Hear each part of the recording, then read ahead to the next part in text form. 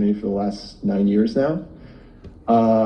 And I think it's worth mentioning that despite the constant struggles that many reporters face, the selection process is always a nice reminder of the creative ways that journalists find to document stories of today's working class and linking them to our history. This year, as a few people have already mentioned, we selected Alex Press's Hollywood is on Strike Against High-Tech Exploitation. It was published in Jacobin this past summer. The article, like others that she has written over the last few years,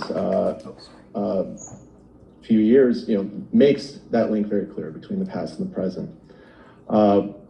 During our discussions, we all agreed that Press's article offers us a balance of on-the-ground reporting with actors and writers and analysis, serious analysis of the strikes that provide readers with a history of Hollywood to better understand how a writer on a hit show can attend an award show with a negative bank account.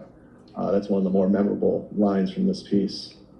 Press details not only the more troubling industry proposals related to AI, but also other efforts to drastically reduce labor costs, smaller writing rooms, and other measures.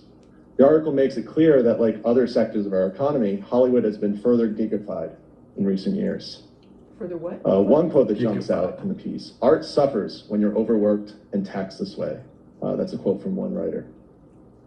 The piece also makes sure to include some necessary hope, much needed hope.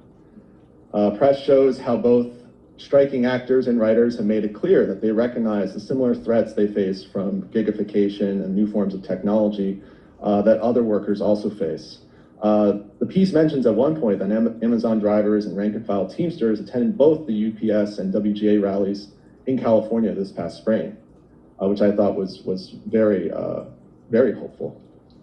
One SAG-AFTRA member told Press, "The actors have finally shown up to high-five the hotel employees, the UPS workers, the rail workers, the WGA, women in the exotic dancing industry.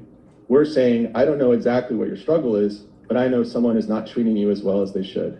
How about as we're walking, tell me what's going on so I can show up for you." As part of the selection committee, I can say that the only thing that hurt Alex was that 2 of her articles were nominated. They're serious fans of her work. The other being her March 2023 article on the UAW, which also we seriously considered. The group was split over which piece to pick, but we eventually settled on consensus. It was like when a basketball team has 2 serious MVP candidates and they split the vote. But fortunately, Alex still won this award. Okay, you boob. So I just thought it was appropriate to bring that up because I think it speaks to the breadth of Alex's work, along with her passion for documenting the evolving story of labor in this country.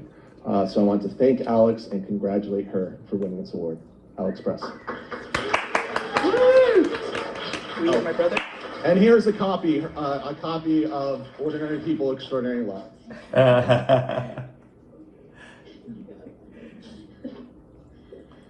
Okay. All right.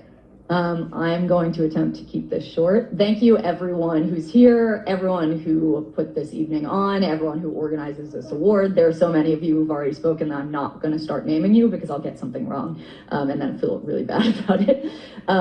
So I guess I just want to say a couple things. First, I guess as Mike kind of laid out in his comments just now, this is a really exciting moment. UAW, actors, writers, these are very high-profile strikes that have been huge successes, I would say. SAG is still on strike, so don't want to jinx it, but things are looking good.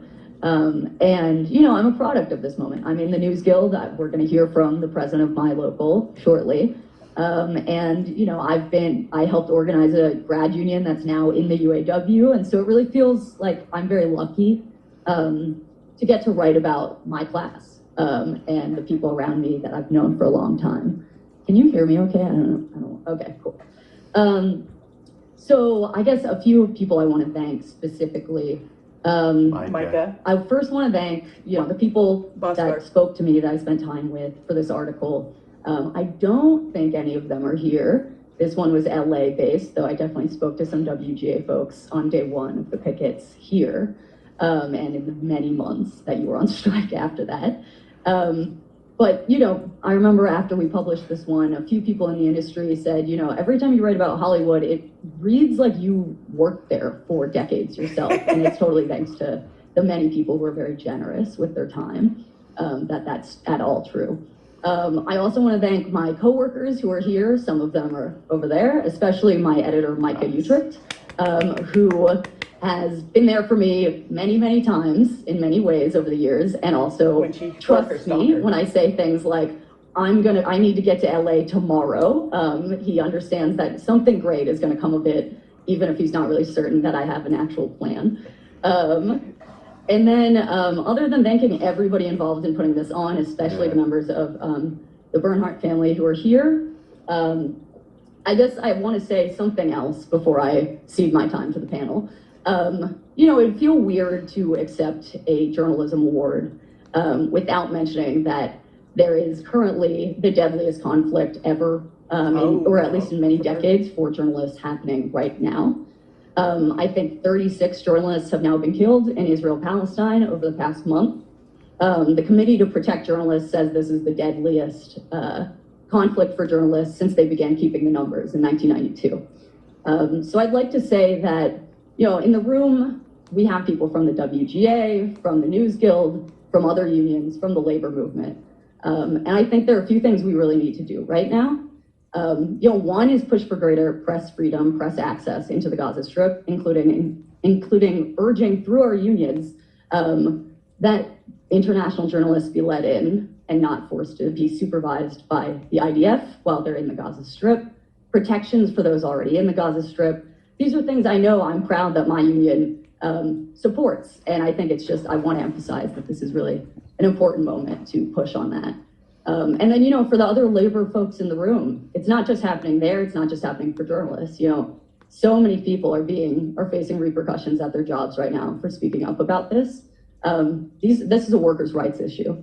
And I think the labor movement in general would be failing its members to not be sure we're protecting each and every person in this moment. Because, you know, if we let somebody get fired now, it could be you next. Bosses are going to use that as a precedent. So that said, thank you, everyone. You know, I have people from so many parts of my life here, and it really feels like an honor to get this award, especially this year, when finally there is, as Mike said, some hope. So, thank you all.